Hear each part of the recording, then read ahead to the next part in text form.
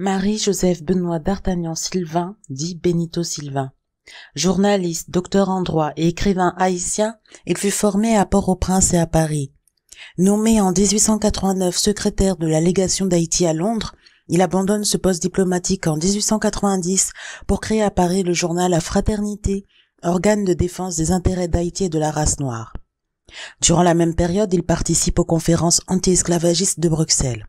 Nommé en 1893 enseigne de vaisseau de la marine de guerre haïtienne, il s'installe ensuite à Paris. Depuis son poste de président du comité oriental africain de la Société d'ethnologie, il suit la victoire de l'Éthiopie de l'empereur Ménélik II contre les Italiens à Adoua en 1896. En janvier 1897, il entreprend un périple au péril de sa vie pour rejoindre l'Éthiopie afin d'exposer en audience devant l'empereur Ménélik II la situation d'Haïti et des Noirs en Amérique. Devenu son aide de camp, il tente de rapprocher Haïti, le Libéria et l'Éthiopie, les trois premiers États indépendants, pour constituer une coalition politique. En 1900, il est délégué de l'Éthiopie et d'Haïti à la conférence panafricaine qu'il co-organise avec Henry Sylvester Williams et Anténor Firmin. En 1901, il publie un livre intitulé « Du sort des indigènes dans les colonies d'exploitation » qui était à l'origine sa thèse de doctorat en droit présentée en 1899 à la faculté de Paris. C'est un ouvrage fondamental à la compréhension des origines du mouvement panafricain.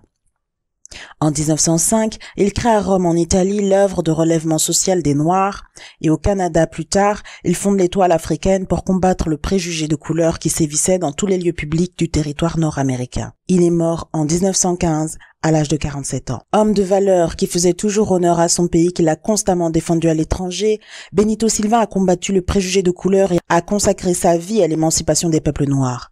Considéré comme l'un des pères du panafricanisme, Benito Sylvain mit un point d'honneur à faire le lien entre les afrodescendants et les Africains dans un esprit de résistance au colonialisme européen. Pour aller plus loin, je vous conseille les livres suivants.